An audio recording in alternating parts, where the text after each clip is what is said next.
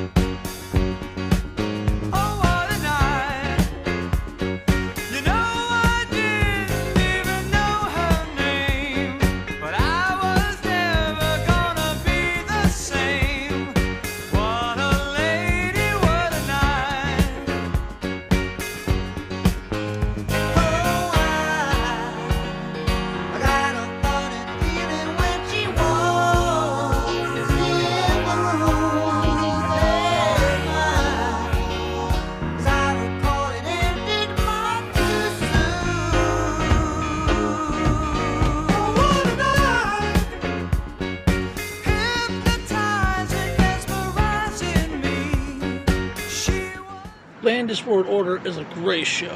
Landis World Order is going to be the best show. Landis World Order is just great. Remember, Landis World Order is taking over entertainment once again. Remember, Landis World Order will be the greatest show produced. Bullshit? A bullshit? A bullshit. A bullshit. Hey, this is the third edition. 1, 2, 3. I can count that high. 1, 2, 3. Third edition of Landis World Order. You've seen the first one was you had stuff from WWE, Cody Rhodes, and them as well. And then you got the reunion of me and my boys. And show 2 was the Boyz II Men song, my favorite song of all time. But show 3, this is called Funny-ish. Why are you saying it's a funny, Jeff? Because I got to interview Jamarcus Turner, JT Comedy, which is a writer for CBS, born and raised here in Fort Wayne. I got to interview him for the second time, and then I saw some stuff during the COVID era. I always call it COVID era, when I did the skits called the Corona Busters. If you remember that, the Corona Busters, and then I took shots of Fireball. Like I was like, hey, I got a shout out list. Why don't I give shots out to everybody? And there's 20 people on the list, and they wanted me to do 20 shots. I didn't survive. I made it to 4 shots. So this is going to be some funny stuff. But before I get into that, I want to talk about something very deep. But before I get into that, I want to talk about something else. You guys know me. My mind's always going. So, on the cover of my next show, 4 and 5, or 5 or 6, because I'm in talks with a guy that's been in WWE. He's talking about coming back to Fort Wayne. He was on Dos Landis before. Brett Myers. He's been on WWE TV. He does it all. Talk about him, bringing him back here in Fort Wayne. But what I have planned for shows is I want to do Fort Wayne flashbacks part 1 and 2. Meaning show like, hey, we went to Southtown Mall. We brought back Happy's Place. We're going to do it in 2 episodes. Wesley is down to do this, right, still? It's going to be fun. We're going to bring back old Fort Wayne stuff. We're not building it with our hands, we're building it with the screen. But on a serious note, so I've been doing TV for forever. And I'm, a struggling person. I struggle through a lot of stuff with financially stuff right now. And I was maybe I should start charging people to be on podcasts and appearances and stuff like that. Because I've gotten paid for appearances for some things. And people started laughing at me. I'm like, why are you laughing at me? People are saying you look like I'm nothing, and it upsets me because look at my history. I've been in radio stations, newspapers, music videos, local movies, and I made a Fort Wayne history magazine book, a Fort Wayne history book. Who has a name in a history book that much? And whose interviews countless celebrities such as Ron Jeremy. My list can go on, but yet I looked at it as a joke. That just drives me nuts. But you know, I'm about done with everything, man. I just don't get it. I don't understand why you guys are doubting me. I mean, Wait a minute. What are you doing here? What are you doing? This is my show. Can you see the words LWO, Landis World This Order? is my show. I'm William Steele. This is Steele the Spotlight. This is my studio. I run this, Jeff. You are violating big time here. This is How? my studio time because this is my stage. This is my stage. You're on my stage right now. You're on my time, you know. Right here, Landis World Order. You see it? LWO. You see me? I'm mic'd up. We're ready to go. We're ready to start a show, and here you are telling your story about or your guest, your wonderful guest. We love your guest. We love your show. You're a legend. Thank you. I appreciate that. But now what? What are you gonna do? We're gonna share the stage. We're gonna share the spotlight. I'm William Steele from A&E, Inmate to Roommate, Steele Spotlight TV show, and he's trying to steal my show. How does that work out for you? You ever heard? How does that work out? You ever for heard of the word karma? You steal stuff. I steal your spotlight, but no, just kidding. I mean, this guy is awesome. He's one of my favorite guests, William Steele. Thank you. Yeah, check his stuff out, man. Again, like I said, guy's a class act. I got his book today. I'm gonna read it. Yep. I got a picture with the book. I'll send you that here later. But That's anything, right. anything to say to the fans out there? That's right. Check out the books, Sex and the Serial Killer, My Bizarre Times with Robert Durst, and Ghislaine, Sensational and Pure. That's a book that I wrote about my unfortunate relationship with Ghislaine Maxwell. Unfortunate. And you'll see in this book things you've never seen in the media. I'm not allowed to call it to action, but they're available on Amazon. Check it out. Check it out. But also, too, before we're on here, you talk about Still Spotlight. Now, again, last time I interviewed you was on my final show on Adosa Landis and on Wesley TV and whatever platform we get on. We're on platform right now. Tell us about Still Spotlight real quick. Still Spotlight real quick is a local inspirational show where I'm having people that have an inspirational story to tell, local celebrities, local singers, people that have done time, turned their lives around. You're making movies. You're doing. We have A-list actors. My co-host is Samantha Markle, which is Meghan Markle's sister. So check it out. Like you check his shows out. We support each other. Thank you. All right, this has been Landis World Order. Hopefully you guys enjoyed this crazy, funny show. Welcome to Landis World Order. We are taking over Fort Wayne, Indiana, Landis World Order. You guys remember Channel 10, right? I'm sure you remember Channel 10, don't you? Hell yeah, I remember Channel 10. Oh my God, some crazy shows on Channel 10. Some starring you. Yeah. Me never, come on, A dog. couple. One or two. I was the innocent one in that station. Not when I got the phone calls on Monday night or Tuesday mornings. But anyways, my guest this evening is Marcus Turner from JT Comedy. How's it going, man? It's going good, man. I'm going pretty good, man. How you been?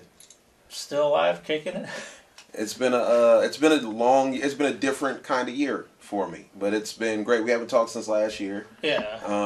They made me story editor on the show, which was great. I had a great year. I was on set a lot. I got to really be involved a lot. And then they cut the budget of the show by half, and they had to let go half the writers. So I'm one of them. Wow. Yeah, it's okay. No, I got some really great big stuff. As soon as this strike thing is over, I got some big stuff I'm working on. So I'm not super upset. All right. Again, in entertainment, you were doing it in Hollywood. Again, in all kinds of entertainment, no matter if you're local, national, or whatever, there's always a game plan. Because if you don't have that game plan, then you're like, well, what am I going to do next? Yeah, I can't afford to be lost for what I can't afford to be out here like trying to figure out my next steps. So I like to plan them well ahead. So they gave us notice though. This is not like a surprise or anything like that. They gave us notice. In fact, we found out on my birthday, which is in January, that by April they would be letting go half the staff. We didn't know who exactly, but we had some good ideas. So I started planning with my agents and my managers as soon as we heard, and we've been running. We've been really running since then. The strike isn't. The WGA strike that's happening right now isn't the best timing for what I was trying to hit the ground running, but I kind of needed a little break too. So, and this is a worthy cause to be striking. They've decided that they don't want to pay us a living wage to create shows that make them billions of dollars, and that's a non-starter for a bunch of writers. Well, and you guys are pretty much the brains of the storylines We and create- the angles and We great create stuff. the worlds, and then they go make the worlds, and then they feel like them making the world is more valuable than us creating the world, and they will pay us what they feel like paying us. And well, that's just not gonna work for us. That's unfair because you guys are pretty much, like I said a couple minutes ago, you guys are the brainstorm for the celebrities and the big names who do these story And angles. the celebrities that you see out front that are advocating for us, they understand that. They understand where their bread and butter, and that we put the words into them, and not like they're incapable of talking. Yeah. But we write the things, and then they act the things. That's their job. They're actors, so they act the things. But we have to write them first, and that's what we do. And we would just like to be. We're asking for, just to put it in perspective for everyone who doesn't understand what's going on with the writer's strike right now. We're not asking for 20, 30, 40% of their profits. We're asking for 2%. We're asking for 2% of their profits. We're asking for the same amount that we're asking for as an entire group of 10,000 is what one executive got at HBO Max last year for a bonus. And that should equal to you guys. That's the equivalent of what we're asking for. If you break up his bonus that he got at the end of the year and you just give it to the writers, there would be no strike right now. We are asking for residuals on when you watch something on streaming, right? Mm-hmm. If you watch it on network television, like where you see my show, Bob Hart's Abishola, on News Channel 15, Channel 2, 8:30 on Mondays, right? Yeah.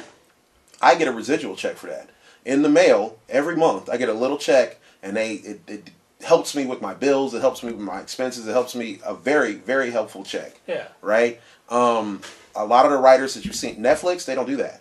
They pay you one time and then that's it. And you don't get any more off of that. Even if you created the show, you won't get any more off of it. You can't sell it anywhere else. It's their exclusive proprietary property. And contracts. Yeah, that's just what it is. And they're trying to make it. They're trying to turn the entertainment business into a tech company, and it's just not going to work because the entertainment business is filled with crazy people like me. So, I don't think that's going to happen anytime soon. So. And they're learning. They're learning in real time that we're just not. They're just dealing with a different group of people. So That's insane, man. I didn't know anything about it. No strike until I watched TV. I'm like, oh wow. And then Yeah. you said something about it, and I'm like, what are you doing? What days are you free? He said I'm on strike, and I'm like, oh. Yeah. Because what's crazy is I don't pay attention to the news as I was supposed to, but sometimes I like working and I don't pay. You know what I mean? And then I say, oh, this. well, they gave me the honor of making me a WGA room captain this year for the show, and so I got to be privy to a lot of the early conversations about this, and I knew it was coming. Every time somebody asked me, I read an article that my boss sent me after he made me a room captain. He sent me an article about like the history of when we go on strike, and it was laid out pretty clearly from the article. It's like every time there's a dispute about residuals or new forms of income, they always try not to give us any of the money, and then we always have to strike to get some of it. And that's just because if we just ask nicely, they just won't give it to us. You got to be rough. You got to be in the You have to face. be willing to do whatever to get, you got to put your foot down. Because that's your livelihood. I mean, you got to eat, you got to pay bills, you got to take care of kids. You know what I mean? I like to explain to people that I worked 2 seasons on a network television show, right? Yeah. 20 years ago. If I would have worked 2 seasons on this network television show, I would have never had to work again in my life. The little checks I talk about, they come in and help me a lot. They would have been able to buy a house. I would have been able to pay bills. I would have never had to work unless I felt like working again off the residuals. Because there are some writers who only work once, who only write one episode of TV, and that maybe they don't get another chance. And if that television show is going to create millions of dollars in income over the years, they should get a fraction of the profit for their effort of creating that world, or at least that episode. That's true. And so it is not as. I'm not even receiving what I would have been receiving 15, 20 years ago. I'm getting a fraction of what I would have. And I'm not complaining. I'm just saying, and I'm on network. So the people on the streamers get nothing. Those streamers pay no residuals. They get nothing. They get, if a studio owns a streaming service, before a studio would sell a TV show, they would go, well, we own the TV show, but we want to sell it to News Channel 15. We want to sell it to this channel. We want to sell it to that channel. We want to sell it to that channel. It's that's how they make their money back. Now they're selling it to their streaming service. Well, they're not going to charge themselves a real amount to sell it to themselves. Yeah. They're just going to give it to themselves. They're going to basically no money, and then they're just going to stick it on their streamer, and that'd be it. They're not going to play hardball with themselves, and so we don't make any money on residuals. Like there's 3 seasons of the show I wrote for on HBO Max right now, and I don't get a check for that at all. Wow. Yeah, there's no system for it. That's why we have to fight. Yeah. That's why this fight is very, very important. Now you got to hear the loopholes and all the craziness that you got to deal with in Hollywood. Everybody wants to do Hollywood. Everybody wants to do writing, be a star. But again, you don't realize behind the scenes on all the stuff. It's like a boxing match. It's pretty tense. It's management, and then it's the creatives, and the creatives. You know, we are the dreamers, and but we're not so good with like accounting, and so we need people for that, and that's what they do. You know, and they make sure the stuff stays in order. Every creative I know isn't exactly the most organized person I've ever met, including myself. I'm not excluding myself. I mean me as well. Yeah. But so there needs to be a synergy between these two groups, and over the past there had been, but as soon as there's a new stream of income, there's usually a dispute because the people who do the counting want to keep all the money, even though we do the creating. That's unfair to you guys because again, you guys are the brains, and you guys get to see the writing. It's like professional wrestling. Mm-hmm. They have writers. Yeah, good writers. Freddie Prinze Jr. was a writer for a long time. Oh yeah. They've got great writers over there at wrestling. I mean, they do some great stuff, and they respect their writers over there. The wrestlers understand what wrestling is. It is part of it is the physical for sure, and they make sure to do their part by doing the physical, but also it's the selling of the show. It's the interview. It's the storylines. The storylines are what propel a good storyline could propel a wrestler's career from being mediocre to being outstanding. That's where a good writer comes in. The wrestler isn't deciding. Macho Man Randy Savage didn't decide that Elizabeth was going to come out there to the ring and he was going to reach for it and they were going to, and that was going to. No, that was a writer backstage that decided that. And now we still talk about Macho Man Randy Savage. Oh, yeah, because they like Hulk Hogan and all the other ones. They got that storyline that sticks out. Again, it all comes from creative writing. Sometimes we got people that like to just go with the flow. And I go with the flow with everything because, again, that's just me. Because, again, I suck at reading. I was in special ed classes. And I'm like, you know what? I'm just going to be the real me and go with whatever I do. And when I read scripts, I butcher them like crazy. So I just go with the flow. I'm like, this is me. If you don't like me for me, then I'm extremely structured. I have to write. I write all my jokes down. I've got a notepad in my phone full of jokes. I have to have. I'm rigidly structured in that way, where I need to write it down. I need to have it, even if I'm memorizing it later. I need to have it written down. Even if I riffed on stage, I could riff and do something funny on stage. Yeah. As soon as I promise you, no matter what the rest of my set looks like, no matter how I feel like I'm in the moment, I'm writing that joke down that I riffed on stage as soon as I come off stage. I'm a writer. Speaking of that, you're coming back for Fort Wayne Finest Part 2? Yeah, Fort Wayne's Finest 2. It's actually, you know what? It's the second annual Fort Wayne's Finest because from now on, every year I'll be hosting this event here. It's about getting. There's so many local Fort Wayne comedians who are hilarious, and so many people around this area, the Ohio, Southern Michigan, Western Indiana, Southern Indiana. This area here, it's such a huge talent pool. Even Indiana, I probably will reach as far as Indianapolis, and I want to bring comics up here to experience, not just for everyone in Fort Wayne to see these extremely talented people, but for also to give these extremely talented people an opportunity to shine in a way that they hadn't before. This is a 700-person theater. It's a gorgeous space downtown at the United Arts Theater, and I like giving these people the opportunity to perform in that space. Someone who's never performed in anywhere but a bar. Yeah. They finally get to perform in a real theater space at a real show, and I like giving that to them. So who's all on the This show year itself? we have a hilarious lineup. We have Stacey Stark, who is just one of the funniest people in Fort Wayne. Definitely is Stacey Stark. Subtle, sarcastic, but hilarious. Right? Mm-hmm. We have Jesse McIntyre. He is probably, I would call him our wild card, except for we have Isaiah Gray on the show as well. I that's what I'm saying. So we have 2 wild cards on the show. We got Jesse McIntyre, who will be playing Get Back Guy for our other wild card, who is Isaiah Gray, and then we have Jared Scott. And Jared Scott, if you don't know him, he's been doing Peppers and Punchlines around here lately. That is amazing. He does an amazing show. That's his whole claw creation. That's his baby. But also, he's a hilarious comic. Jared Scott is the secret weapon of this show. Where you're going to be able to watch this show and you're going to go to it and he's going to blow you away, I'm sure. Like, I love all the comics on this show. I think they're all excellent. I would not have picked them if they were not. I just know that people are less familiar with Jared's work than other comics that are on the show. So I can't wait to expose him to them. So when is the date and time? May 27th. Doors open at 7, but there will be food trucks. I just left from over there, so I just found out there will be food trucks out there around 5 to 5:30. So you can come out, you can get some food, and get your ticket, and then go ahead and sit down. The doors are open at 7. You'll sit down, and you're gonna have a great show. They serve alcohol, stuff like that, and there will probably be an after party. I'll have to announce it as soon as I figure out a venue. Well, let me know. Again, like I said, I'm willing to work with you whenever you're here. Absolutely, you know I will. I can't wait. Yeah, I'm definitely gonna tell you. I'm bringing your shirts and tickets down here, man. Let me tell you. I'm gonna tell you. So the Mad Ants are leaving. Yeah. Oh yeah. Speaking since we're talking about Fort Wayne talent in general, so I was on Facebook and I was just going down because again, Facebook used to say everything. Yeah, so Mad it's like Ants. a local newspaper. Yeah. That's what I use Facebook for. Is my when I'm in LA, Yeah. I use Facebook as my local newspaper. My national newspaper is Twitter. My local newspaper is Facebook. If I want to know what happened locally, I go to Facebook. If I want to know what happened nationally, I go to Twitter. Yeah. So. I went down and I said Fort Wayne Mad Ants moving to Noblesville, and I'm like, Noblesville? Yeah. What? That's what it said on Wayne TV site. Why? So Do they have a stadium down there or what? I don't know. I'll tag you in it when I get done. Yeah. But I was like what? So we have a lot of. And what way they were done up there and you didn't see them from? Yeah. So it's like we have a lot of great things. Again, we're in we both grew up here in Fort Wayne. Yeah.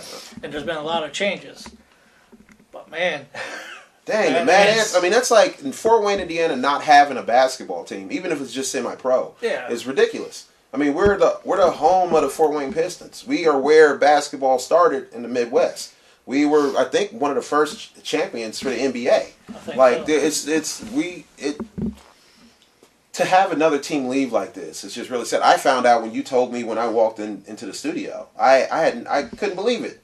I just can't believe. I think there's a lot of turmoil going on with the local organizations. I'll bring another one up after we get done talking about this one. Yeah. Like, you remember the Fort Wayne Fury? Master Yeah. P played Hell yeah, I Kevin remember Nash. the Fort Wayne Fury, man.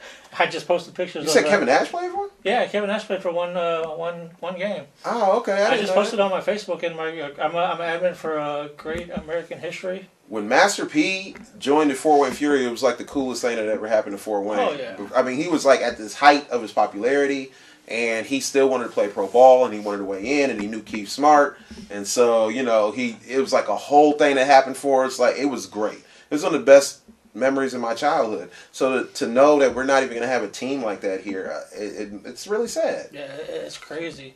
And you talk about organizations. Your festival, did you hear about some of that stuff too? I mean, like I said, I use Facebook as my local newspaper, and so when I get on Facebook and I see that 2 people have resigned in a year and they haven't even put on a festival yet, I go, well, there's probably something going on with that. Behind the scenes. I have no idea. I am not like I'm not even gonna like guess. Right. But it just seems suspicious. Like if you move to a job and the boss is like, I can't wait to be the boss of this job. Like some guy is like, I can't wait to run this job. And then they become the boss and they go, I'm quitting. And you go, well, what did you see that I don't know? What do you know now that I don't know that you're like, I don't think I want this job? It's like, that was your dream job 6 months ago. It's like a snowball. You would have done anything to Yeah. be in that job 6 months ago, and now you're quitting. So that's a little suspicious. Yeah. It seems like maybe they got some information that we don't have, and they're going like, "Oh no, I don't want to be even near this when whatever happens." It's crazy because again, you said you watched my shows back in the day. I used to cover music, not the music festival. I don't think of music. I used to cover the festival all the time. Yeah. And it's like, man, it's changed a lot. And It seems like it would be a pretty cut and dry process, right? You get the junk food alley down there, you get the little midway down there, you get a couple of acts together, you put them down in the pavilion that we own as a city, don't we? I mean, yeah. Okay, so where is the? It seems like there might, if I had to guess, and this is just me guessing. Again, I have no idea. I live mostly in L.A., Yeah. so I have no clue. It just seems like it might be probably having something to do with some money. Maybe. that's everybody's. Well, it seems Yeah. that's kind of the most Yeah. obvious answer, right? Yeah. Like Oh, yeah, it's yeah, like yeah. okay, so it's not the festival is like the festival is the festival. It does itself. So why are all these people like, what is going on here?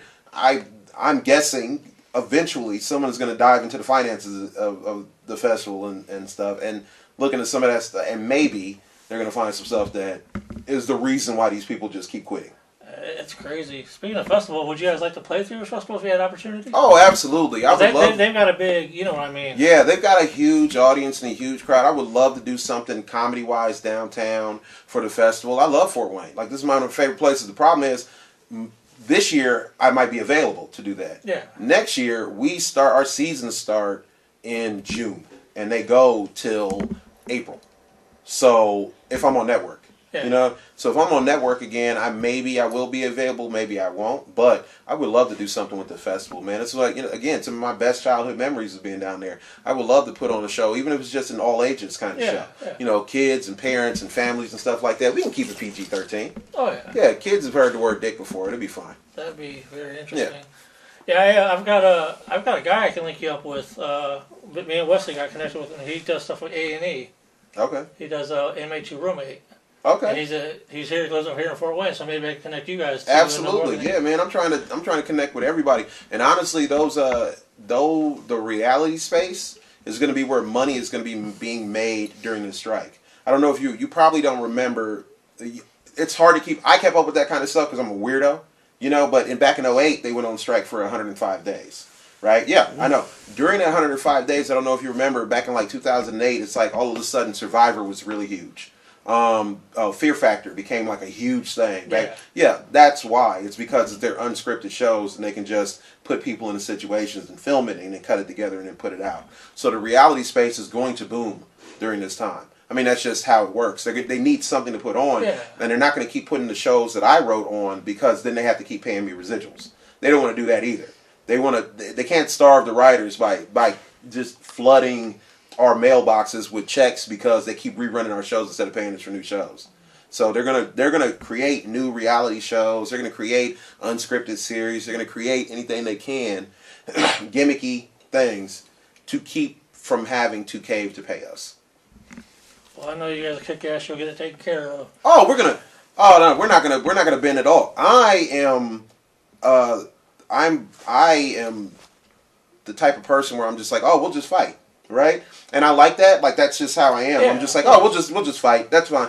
I didn't realize like it's also 10,000 other people exactly like me in the WGA who are just like, oh, we'll just fight. Like that was the entire mood. They have questions at the WGA meetings, right? Mm-hmm. They set up a mic, and if you want to ask questions or you want to say something, you can get up there. And because it was so clearly the same, we all had the same energy. I never had to get up and be like, well, we got to make sure that we get up. No, the people in there are ready to fight. The writers are ready to fight. They were ready to fight 6 months ago. They were ready to fight 3 months ago. We're ready to fight now. We're going to be ready to fight in a year.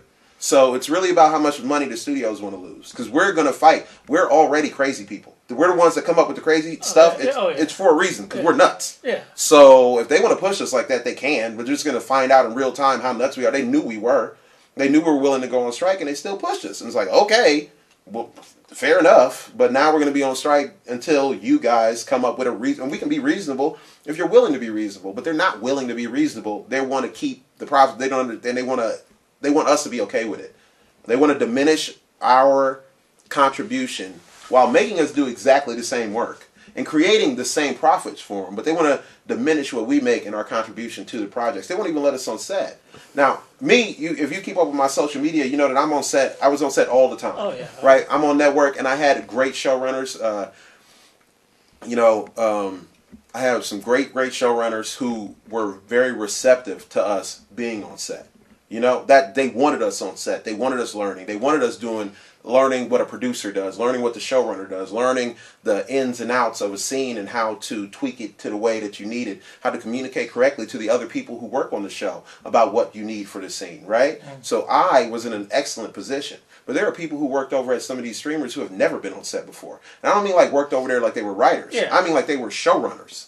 And they've never been on set before. I know, that blows you away, right? Yeah, because you would think a showrunner who is also the head writer, but also the head creative. They're not just the head writer. They also do, this is the color these sheets need to be. This is the color the floor needs to be. This is the color this needs to be.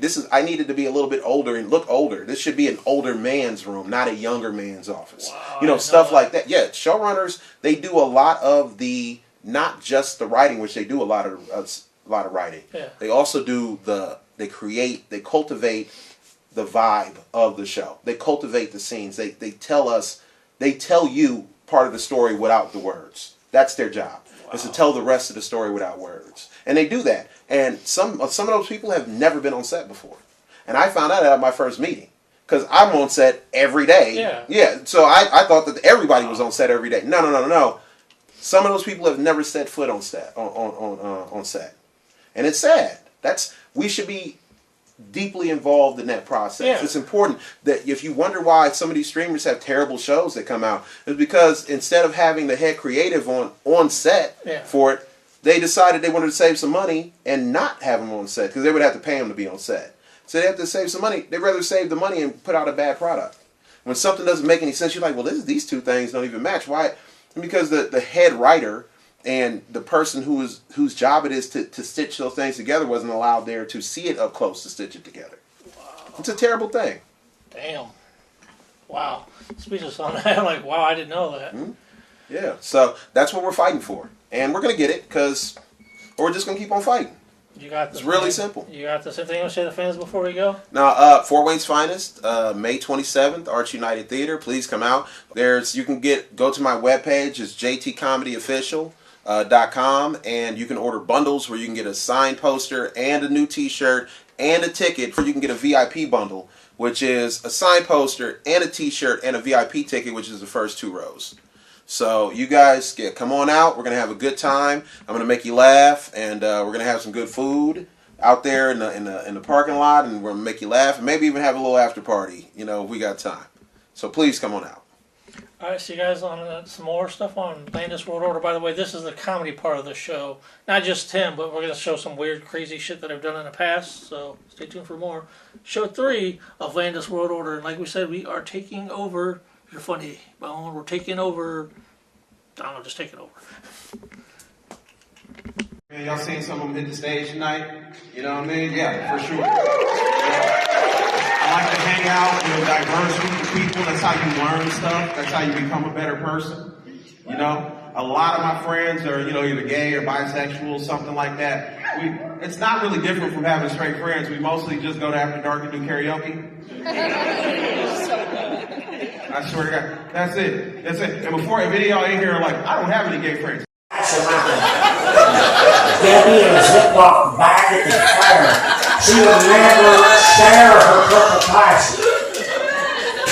Well, purple passion, if you guys remember, gets you revved up real fast. Well, she got immune to it, just like nasal spray. She couldn't get it. So then she switched over. And we was run out of purple passion. She still wasn't buzzed yet, enough to put out, so we started drinking that drink. We got a 5th of Robitussin. We started drinking I swear to God.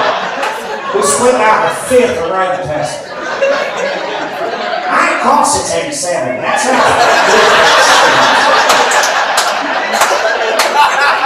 Well, then all of a sudden, you guys remember when you used to fucking drink, remember, you get drunk real fast, but then you come down even faster. It's like a fucking log ride. Well, so as soon as she starts sipping on that Robitussin, she's like, I got an idea. How about we synchronize our money shot to the one on the VCR? We said her dad's camper had a fucking VCR, Be Kind, Rewind, all of it. Well, I was like, fuck, I'm in, I'll raise you a bit. I'll synchronize it like fucking fireworks. Well, she's like, okay, so. Hey, what's up? Welcome to Landis World Order, where we break rules and take names. I'm kind of breaking a rule now on this big ass chair. Fall backwards, I can fall like right in the field. Yeah! But no, I'm scared shitless, I'm not gonna lie. It's big and I can fall over that way. But again, I'm Jeff Landis, I do crazy shit, so. But anyways, we will talk about Fort Wayne Fury. Fort Wayne Fury. But anyways, okay, I'm like shaking. I don't want to fall. But anyways, as I was saying, we're going to talk about Fort Wayne history of basketball. As you guys know, talking to Jamarcus Turner yesterday and scrolling down Facebook, Mad Ants are gone. But remember, they had the Fort Wayne Pistons, which was a major NBA group as well. We're going to show some Piston stuff, some Fort Wayne Fury stuff, showing stuff from Master P. Ladies and gentlemen, here is Landis World Order's Fort Wayne flashback. We're going to be doing flashbacks as well, like I did on Dos Landis. Here is the Fort Wayne basketball history. Hopefully I don't make history in falling. I'm scared. Help! Don Graham may just be the world's biggest Pistons fan. I was always a sports fan, always a nut for sports. You're probably picturing professional basketball right now, and you'd be correct. But if you're picturing Detroit, you're looking a little too far north. The Detroit Pistons actually began life in Fort Wayne, Indiana as the Zollner Pistons. The team was named after industrialist Fred Zollner, who, not surprisingly, made his fortune making pistons. And it was the Zollner Pistons that thrilled Don as a kid. We had a floor model Philco radio in the living room. Nobody else in the family seemed to be all that interested, but I would listen to them on the radio whenever I could.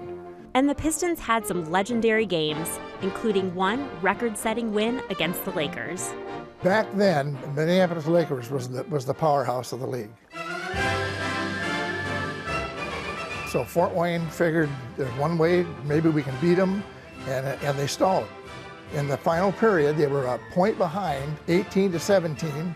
Larry Faust took an inbounds pass, took a 25-foot shot. He just banked it off the backboard and went in. 3 seconds left. Pistons won 19-18. And it's gone down in history as the lowest scoring game ever, and still is today. For years, the team played at Fort Wayne's Northside High School gym, which only held about 3,000 people. It was so compact. The stands and the fans were setting almost down on the floor. Not that that was a bad thing. When you got to the Coliseum, it was just kind of wide open, and you're sitting way back, and took something away from it. I don't know. That was built mostly because of the Pistons and moved the Pistons into a bigger arena, draw bigger crowds. As it turned out, it didn't draw bigger crowds. And that's one of the reasons Fred moved the team to Detroit after the 1957 season. And after the move to Detroit, some Fort Wayne residents forgot about their NBA past, but not Don. So about 25 years ago, he began collecting all things Pistons. I don't know which was the first piece I bought. It might have been a program.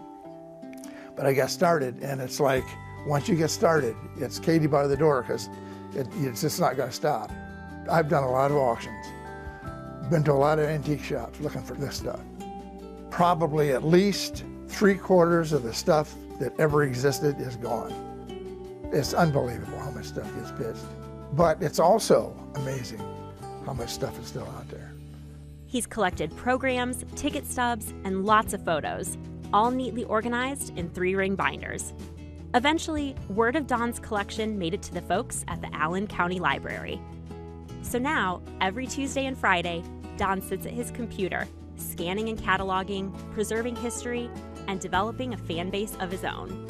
Don's my idol. I mean, Don is lucky enough to have had a lifetime hobby that he's been able to do even more with after he retired. It's going to be a tremendous gift to the community, what he's doing, and he loves it. I mean, he just absolutely loves it. Soon, Don's gift will be available for all to enjoy, both electronically and in beautiful hardbound volumes that will be stored at the library. But for Don Graham, it's simply his hobby and a true labor of love. I don't have a clue what I've got wrapped up in it. And it doesn't matter. I mean, it's none of it's for sale. It belongs in Fort Wayne. It's part of Fort Wayne's history, sports history. So it belongs in Fort Wayne.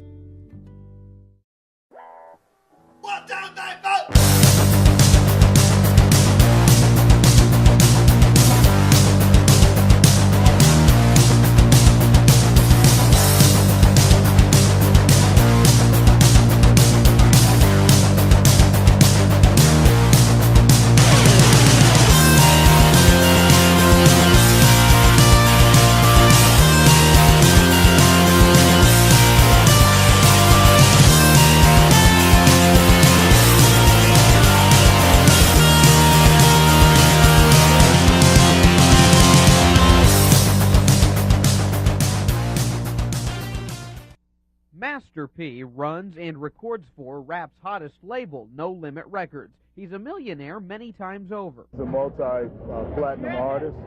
He sold somewhat in the neighborhood on his last album 6 to 7 million records. But for now, music will have to wait. Master P can play. He was a high school All-American, and now he's earned a spot on the Fury, a team coached by his old friend, Keith Smart. You think it's a publicity stunt? Yeah, exactly. That's what I think. And the team owner admits that's partly the case. We're hoping that it has an impact on the kids and we get a different crowd in here than what we've had in the past.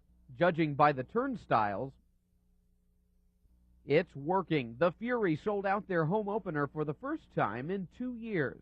You probably wouldn't be at this game if Master P wasn't here. No, I wouldn't. Master P is energizing the rest of the CBA too. The Fury are packing him in on the road. In fact, when they visited Rockford, it was that franchise's first ever sellout. So the question is, why would somebody who's already climbed to the top of the music world want to start his way from the bottom up in pro basketball? And will he have the patience to do it? His dream has been to play basketball. He's dedicated to it. He's shut his business down, so he's made major sacrifices. Did you ever see if Master P goes into a slump getting rid of him? I doubt it. I think we'll just work a little extra with him. Mark Mellinger, News Channel 15. This is not a surprise, Zach. You and I both know that. It was probably hastened by the pandemic when they went to that situation where they were playing half their games down there and half of their games here. The players didn't stay here. They weren't able to do as many things actively in the community here. It was going to happen. Dean Pantazzi stopped by the 21 Alive studio Monday afternoon to weigh in on the big shift in our local basketball scene. The Mad Ants have played their final game in Fort Wayne. The team's set to move to a new arena getting built in Noblesville.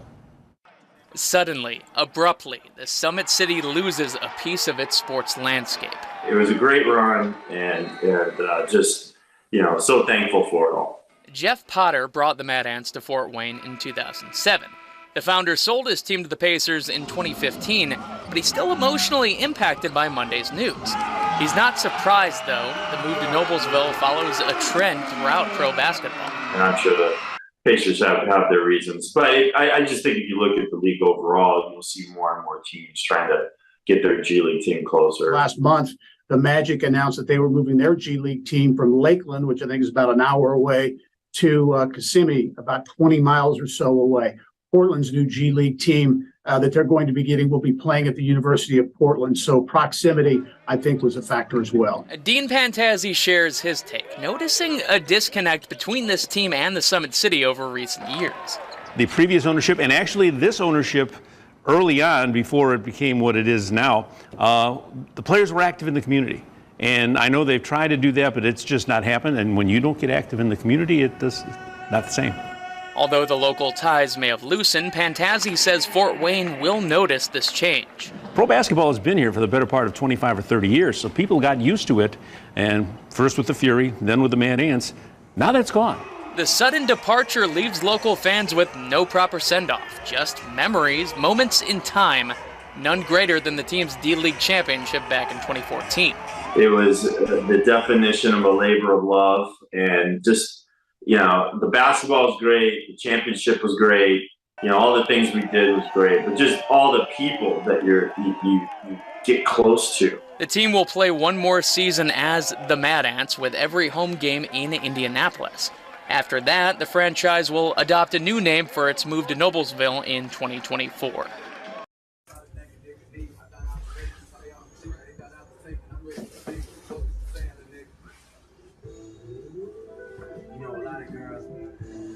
All right. Follow me, come on.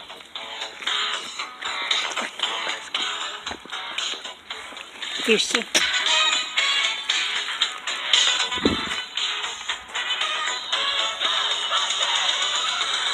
something strange in the neighborhood. Who's gonna call Corona Busters? Come on! Who's gonna call Corona Busters?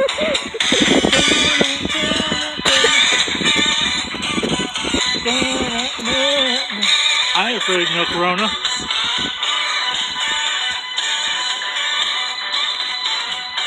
Forget it. Afraid of no Corona.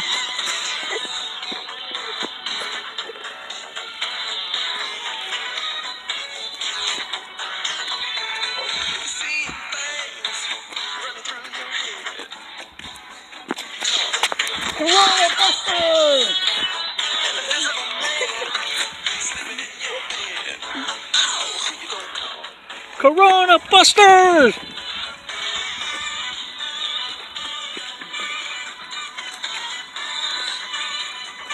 I heard the Corona.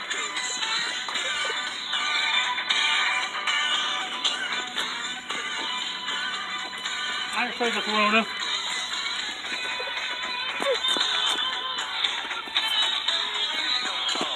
Corona Busters!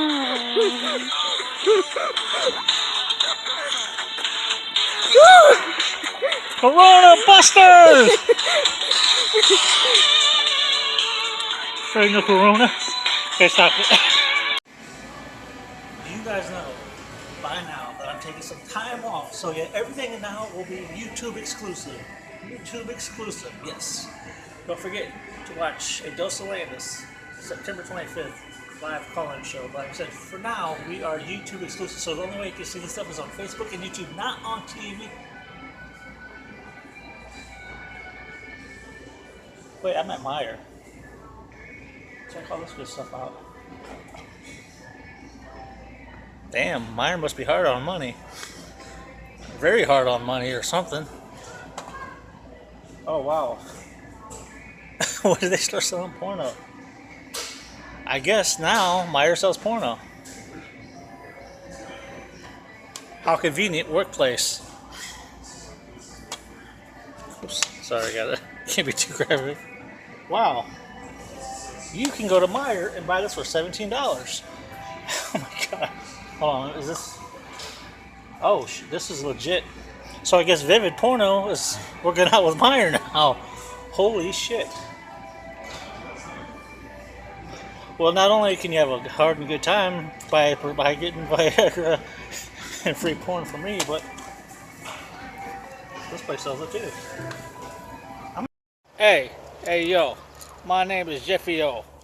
Hey, my name is Jeff. You know all those people out there, there's been tons of giveaways with money, all kinds of things, all kinds of craziness with giveaways. You know what? I feel so bad to all those people that liked and shared the Tyler Perry thing of what's going on with Tyler Perry. I mean, busloads of money, busloads of everything. But you know what? I'm going to make that up to you. You're thinking, well, hi. How are you going to make that up to me? Give you this gold chain I'm wearing? No. What I'm going to do is make it up to you. A lot of you people like to reprocreate and have fun. So what I'm going to do is I'm going to be giving the Viagra and free porn giveaway.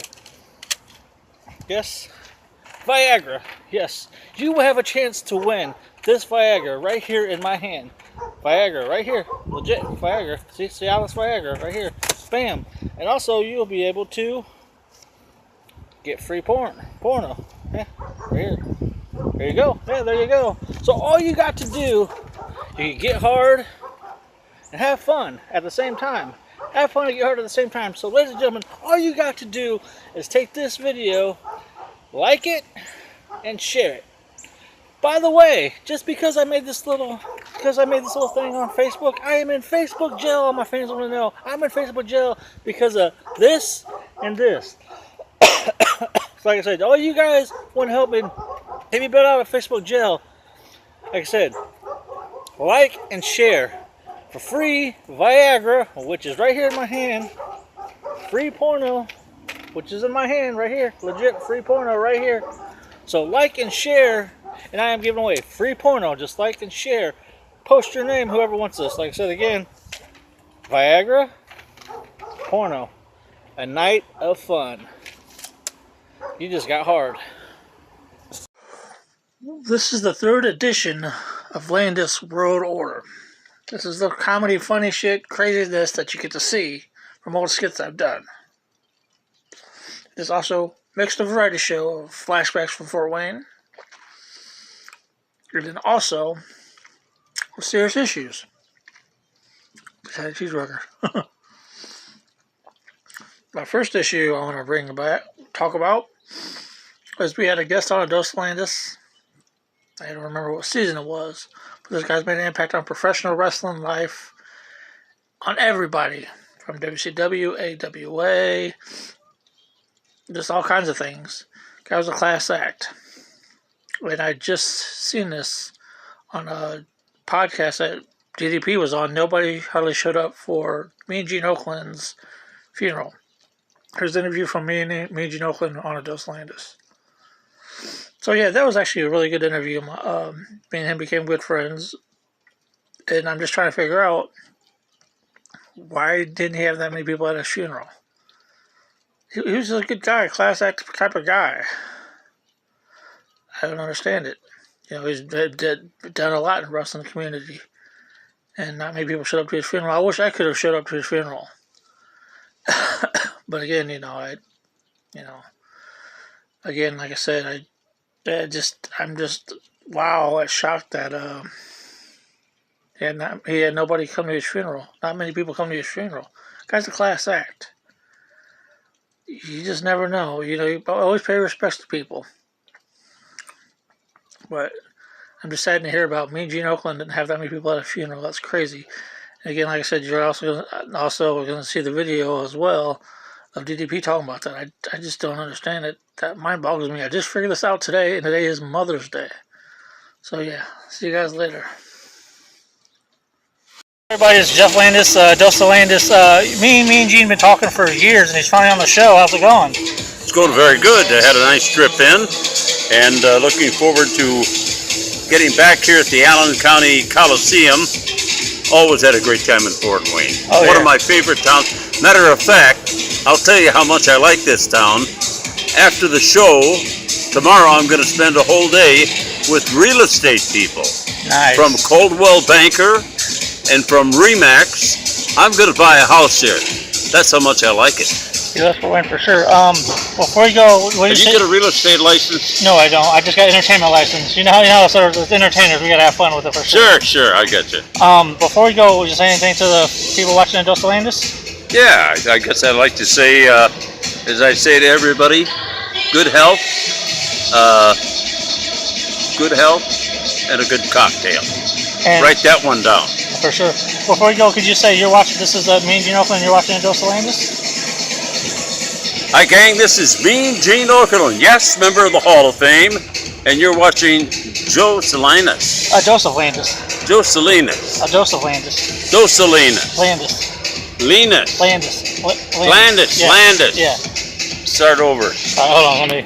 I was listening to this interview with DDP conducted by James Romero of WSI Shoot Interviews, and DDP mentions how he was surprised how few pro wrestlers and others in the pro wrestling industry showed up for Mean Gene Okerlund's funeral.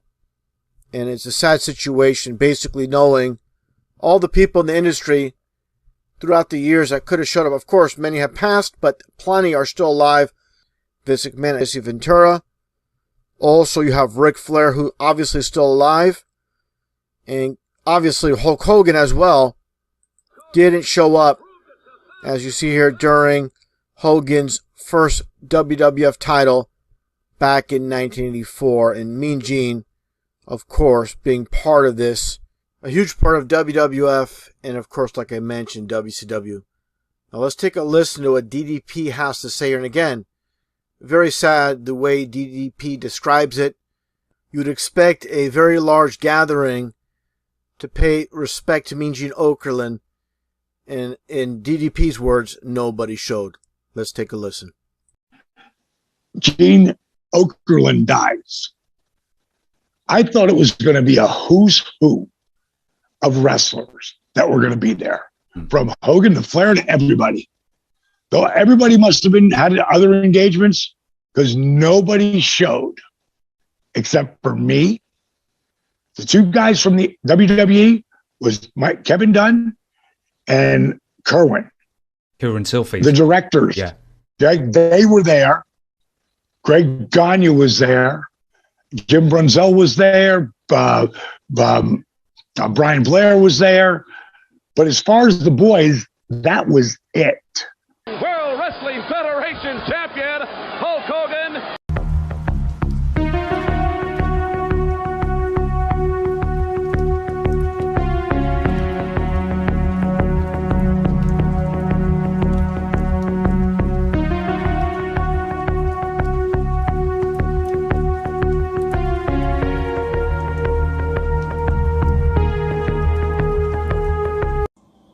What's up, everybody? It's Jeff Landis. doing something different for Dos Landis. You guys know me back in the day when I was doing TV from when I first started. I had people calling, complaining about this and that, how much I had too much of an attitude, meaning that people say, "Oh, you got this guy, these kids beating the crap out of each other, hitting each other with this. It's too violent.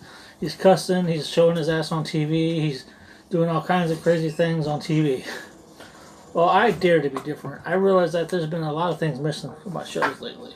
Check out the LWO shirt, Landis World Order. Buy them. Check them out. Justin Holland. Facebook. Look them up. These things are hot.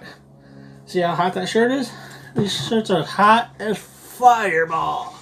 Not the wrestler, but fireball itself. But like I said, I dare to be different. I try to do things that's out of the box, things that normally nobody's ever done. So I looked up in the TV history. I was jogging my mind.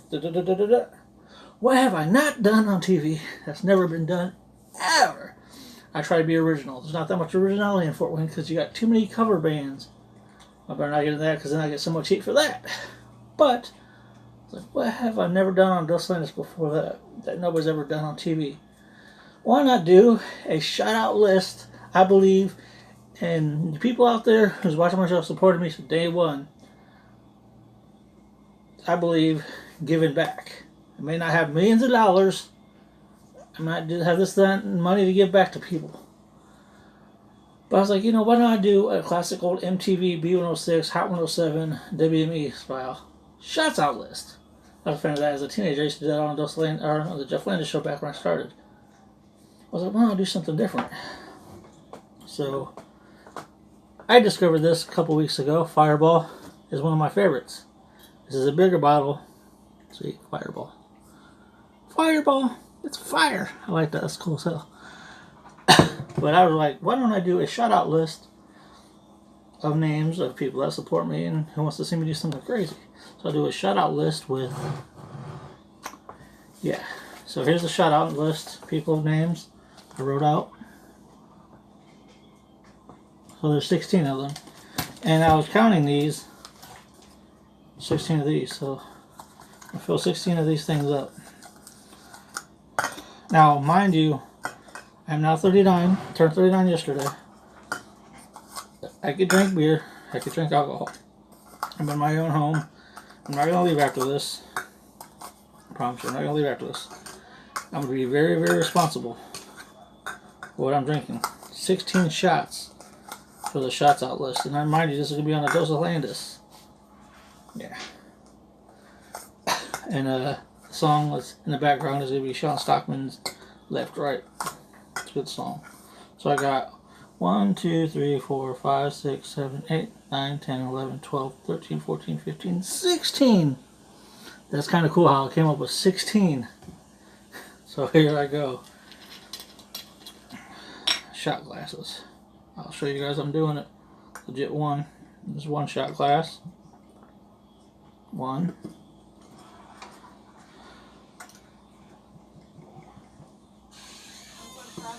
2, 3, this is 4, 5,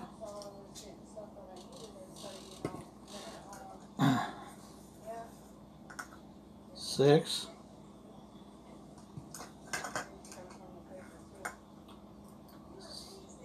7, 8,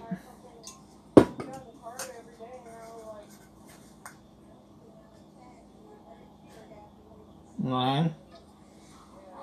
I'm not a rare drinker. I don't drink a lot anyway. 10.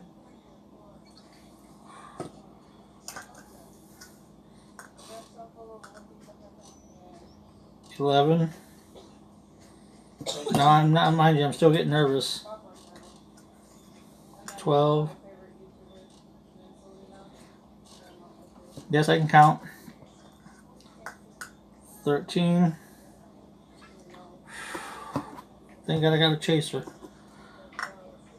14. 15.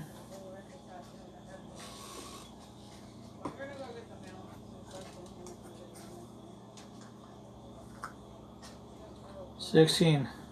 16 of these shots. Legit. 16. And hopefully I get something in the mail because somebody gonna check the mail. Oh, look, it's like halfway gone.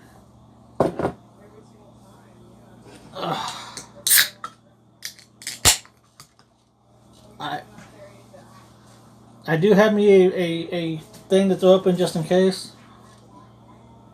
Got me a chaser. Okay, here we go. Here we go. Are you ready?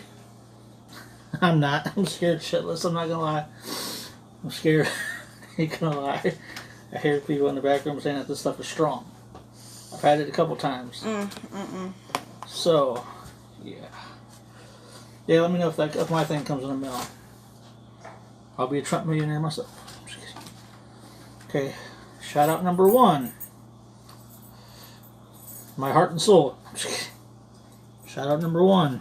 East State Coney. To my liver. Okay. Woo. Hot. Shot number 2. Sugar Cream Boys.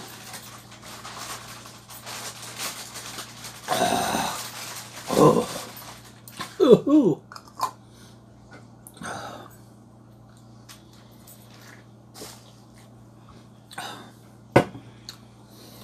Damn, that was number 2 and I'm feeling it. Wonder if I'm going to regret this or not. Shot number 3, Brandy Davis. Oh.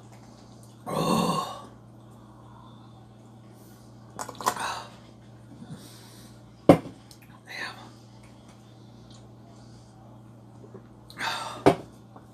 Whew. You're more than welcome to grab another one if you need it. Can you hand me one real quick, please? What? Another.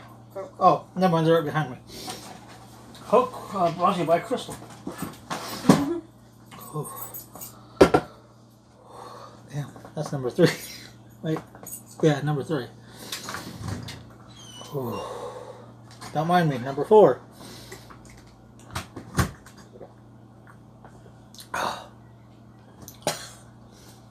Ooh. Ah.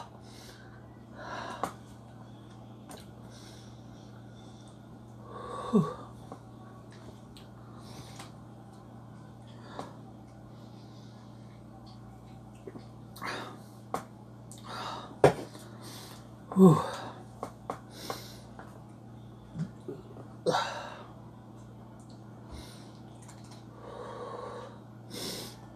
Now, mind you guys, I don't drink that often. Damn. I'm at 4. I'm not even halfway there yet. Still on 4.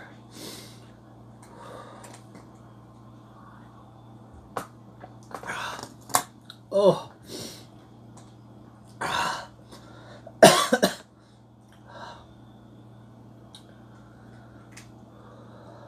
Damn. Can I do 5? Ooh. Damn it.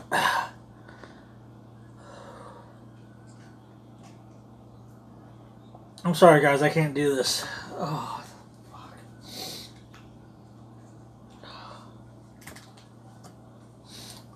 I'm able to do 4. I'm sorry guys, don't think I'm a pussy. I can only do 4. We're filming. Oh, we're filming? Hey sir, come here. I have to get up there. Right up there. Get up there. Put your hands up. I gotta search you. Alright. What's your name, sir? Let me see your ID and your wallet. Come here.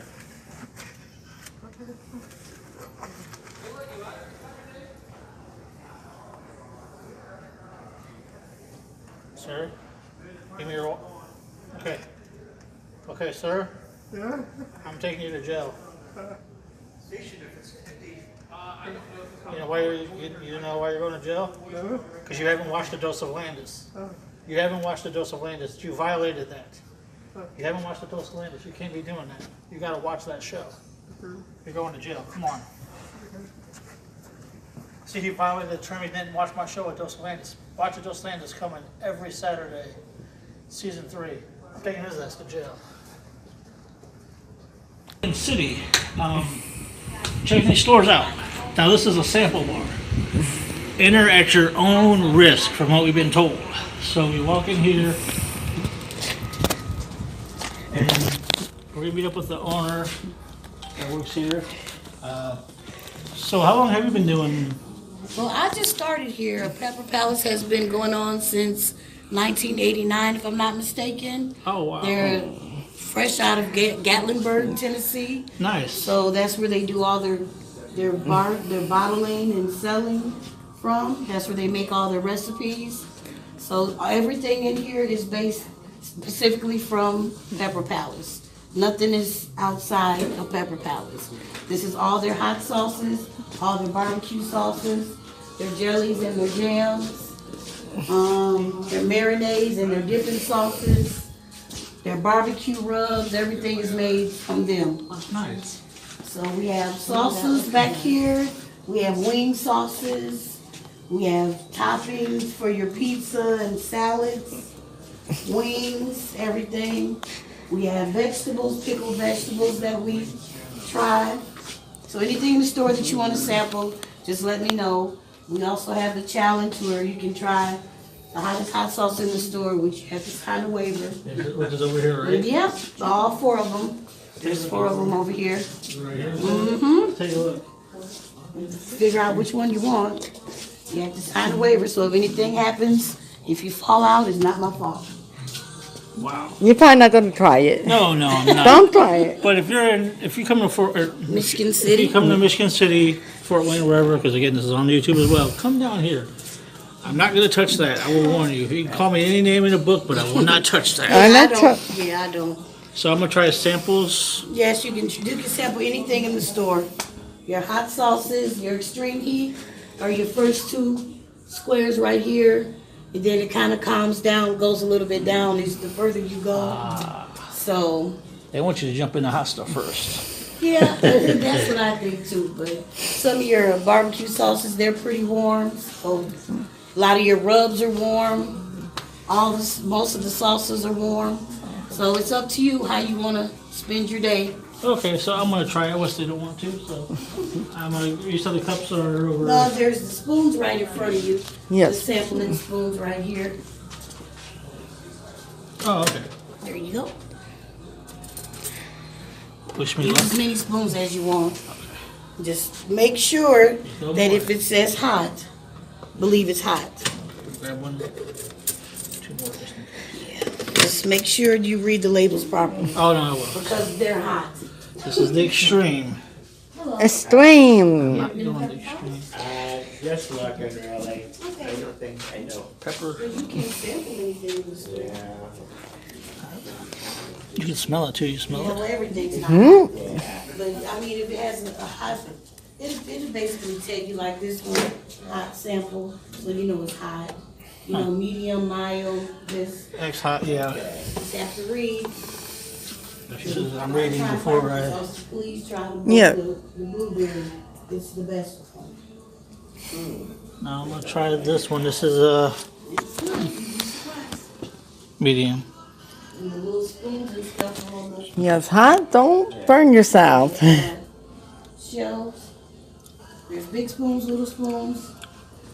We have salsa and chips back there for sampling. So. Thank you. You're welcome. Okay. Ooh. How was that one? Ooh, yeah. I mean, it's not hot.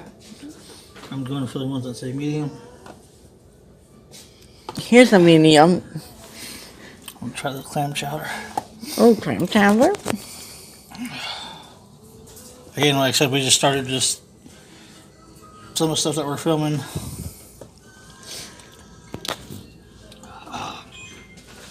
Ooh. Ooh.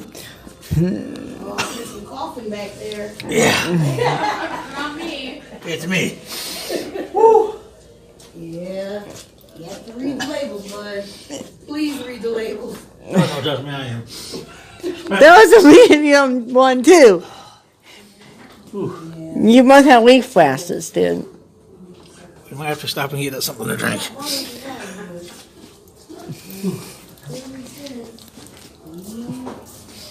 Here's the sauces. Some of the ones, some of the ones kind of top with your salads and stuff, they're really good. Yeah, these I'm not really salad dressing. Extra hot, so I don't know. Going to make it good. Don't know. Besides the whole bottle of dressing.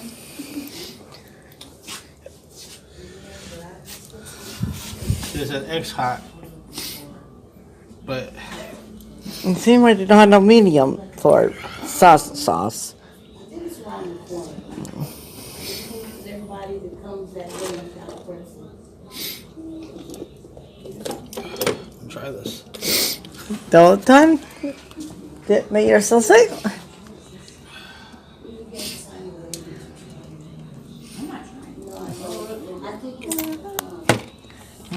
How bad was that one? Not bad.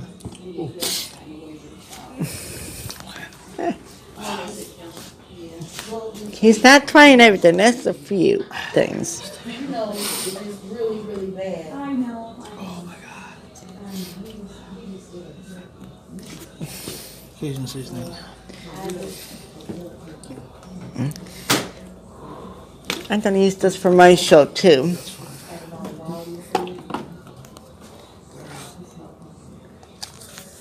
My barbecue skills got a lot better with seasoning.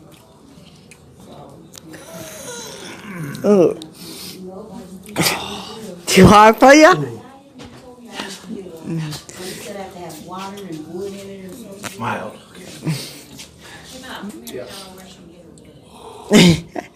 We're at the mild. That's right.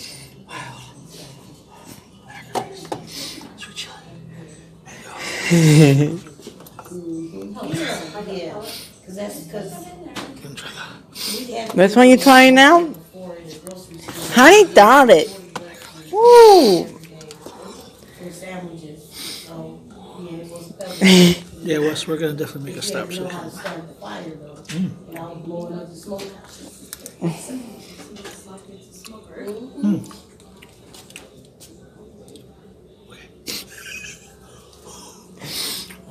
You're in front on that one. I'm feeling that. His face is as red as his shirt. They talking about you too.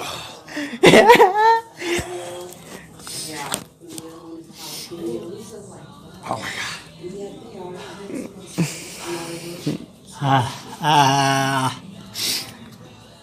No, thank you. There's jelly beans too. No, I'm not trying those. The guy came in and bought the jelly beans for his daughter's Easter basket. Or did she survive Easter? You need some water? And no, I'm not daring myself to do that. No. No. Whatever you were thinking, I don't know what it was, but here you go. I seen.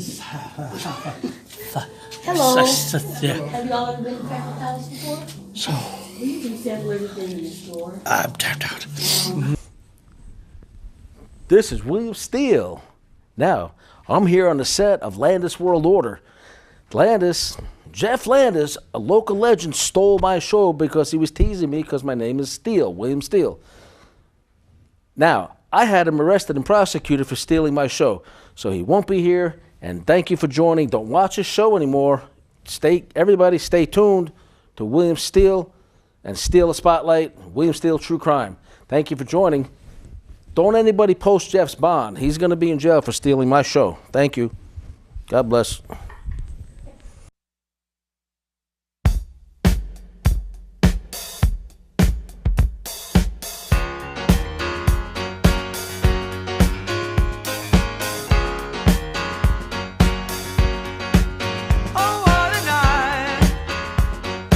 Late December back in '63.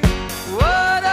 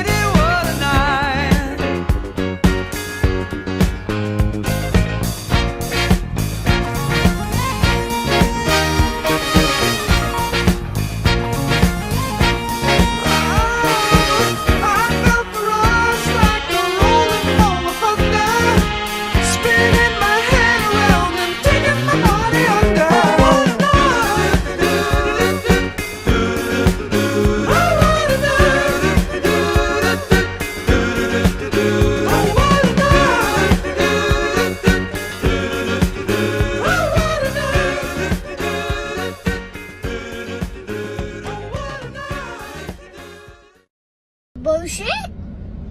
A bullshit. A bullshit. A bullshit.